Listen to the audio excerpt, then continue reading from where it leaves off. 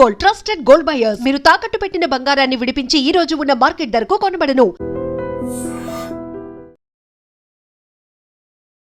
మనతో మాట్లాడడానికి ముప్పిడి సాంబయ్య గారు అమ్మున్నారు, ముప్పిడి భద్రమ్మ. ఆమెను అడిగి ఇంటి నుంచి వెళ్ళినప్పుడు తర్వాత కొడుకు జరిగిన మధ్యలో 40 సంవత్సరాల్లో ఆవిడ ఎన్ని కష్టాలు పడ్డారు, కొడుకు కోసం పోలీసు వచ్చినప్పుడు ఎలాంటి ఇబ్బందులు పెట్టారనే విషయాన్ని ఆమెను అడిగి తెలుసుకుందాం. అమ్మ నమస్తే తల్లి. ఈ అబ్బాయి 10వ క్లాస్ నుంచి వెళ్ళిపోయారు లోపలికి. వెళ్ళిన తర్వాత పోలీసులు ఎన్నిసార్లు వచ్చారు, ఎలాంటి ఇబ్బందులు పెట్టేవారు మీకు? అవి చెప్పరాని ఇబ్బందులు పెట్టింది సార్. మస్తు హింసలు పెట్టి కొట్టి తిట్టి డ్యూటీ ఇవి ఏం చెప్తానన్న పిల్లలు కూడా చదువుకొని ఇవ్వకుండా చదివించి ఏం చెప్తారు ఆడపిల్లలు ఎందుకు చదివించి మీకు?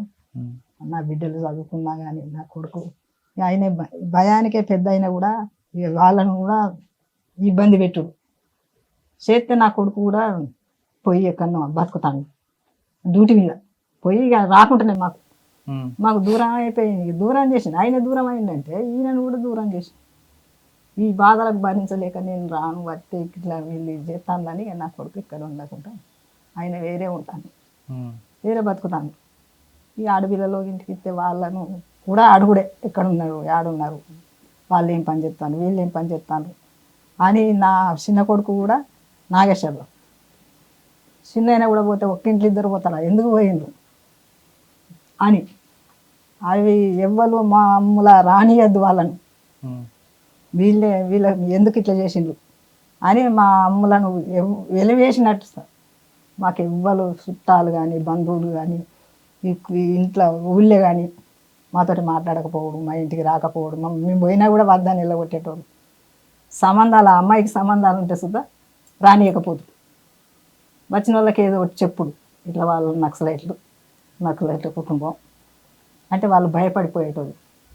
ఇక పెళ్లి చేసిన వాళ్ళు కూడా నాకు పెద్ద బిడ్డను కూడా అట్లా అంటే మా ఆయన మా ఆడబిడ్డ కొడుకు అందుకని చేసుకుంటే ఆయన కూడా ఇబ్బందులు పడే అందరినీ హింసలు పెట్టింది సార్. అవి ఎన్ని చెప్పుకోరా అని కష్టాలు పెట్టి కొట్టి తిట్టి వివరించిండు. మీకు జాబ్ ఇక్కడ ఉన్నాడు అక్కడ అంటే మాకేం తెలుసు, మీకే తెలుస్తుంది కదా రామ్మని ఎక్కడున్నాడు అని చెప్తే ఉన్నాడు తీసుకురావాలి.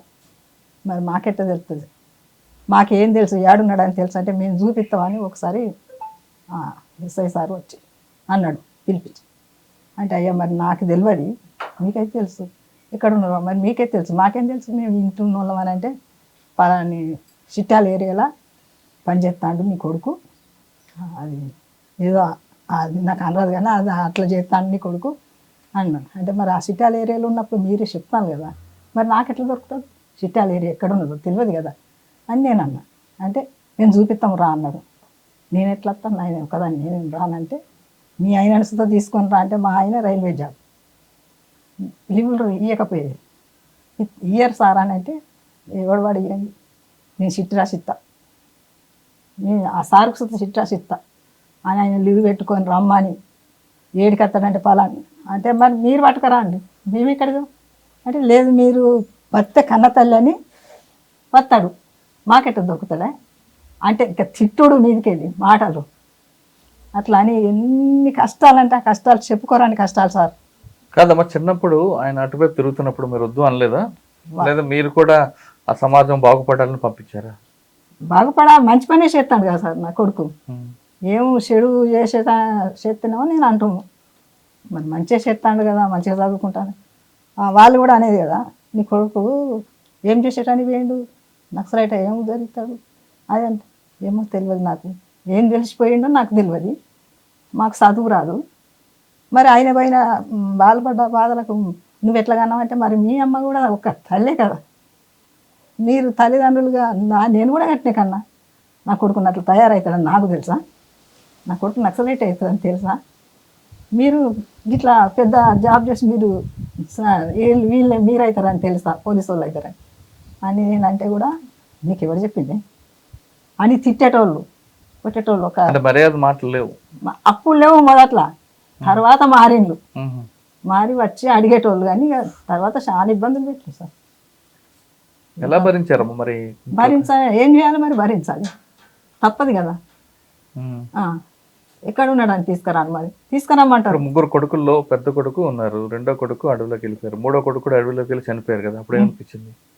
ఏమనిపించింది అంటే మాకు కూడా ఎంత బాధ అనిపిస్తుంది సార్. ఏ తల్లిదండ్రులు నా కొడుకు ఈయన జాడే దొరకకపోతే అయ్యో నా కొడుకు లేడు, నా కొడుకు ఎట్లా కనబడతాడు, నా కళ్ళకి కనబడాలా నా కొడుకు అని. మా ఆయన అయితే ఎంత ఈయనంటే పానం. నా కొడుకు నేను చూడాలి అనుకుంటా పోయింది పానం. నేను కూడా చూడగవచ్చు అనుకున్నా. ఈయన జాడ లేదు, పేపర్ లేదు, ఎవరు మాకు ఎవరు ఉన్నాడన్న మతలబ్ లేదు. ఇప్పటికీ చూద్దా నా కొడుకుని నేను చూడనా అని నేను ఎంతో ఏడ్చేది సార్. ఏడ్చేది ఇప్పటికి చూస్తా ఎంత బాధపడ్డాను నా కొడుకు పోయి. ఇప్పుడు అక్కడ ఎరకగానే పోయినా అక్కడనే ఉన్నా. ఆయన చూడగానే ఏమనిపించింది? ఆ కొడుకు వచ్చేదాకా ఉన్నా అన్నీ. మన దేశం కాదు ఏం కాదు, అయినా మంచిదన్నాం, అందరం పోయి చూసినాం, అందరు వచ్చినాం. మొదటిసారి చూసినప్పుడు ఏమనిపించింది? మొదటిసారి చూసిన నా కొడుకు సంతోషం అనిపించింది. సంతోషం అనిపిస్తే నా కొడుకు నా దేశం తీసుకొని పోవాలి. మాకు ఏమి ఇస్తానన్నా మాకు ఏం వద్దు సార్, నా కొడుకే కావాలి. నా కొడుకు చాలు, నాకు కొడుకుని పంపి. ఎందుకమ్మా ఇవన్నీ, మీ ఇక్కడ ఉండు, ఇక్కడ ఇల్లు కట్టిస్తాం, అది చేస్తాం, ఆయన అన్నగా జాబ్ ఇస్తాం, మాకు జాబ్ వద్దు, మాకు ఇల్లు వద్దు, భూమి వద్దు, భూమి ఇస్తాం, మాకు ఏదద్దు సార్, నా కొడుకే కావాలి. నా కొడుకు చాలు, మేము బతుకుతాం సార్, మా బతుకు మేము బతుకుతాం, మాకున్నది అని వచ్చేదాకా ఉన్నా. ఎప్పుడు వచ్చినా అదే మాట, ఎప్పుడు పంపిస్తారు మా తెలంగాణకి, ఎప్పుడు పంపిస్తారు తెలంగాణ కానీ ఇవే వాళ్ళ వచ్చేదాకా తీసుకొని వచ్చిన సార్.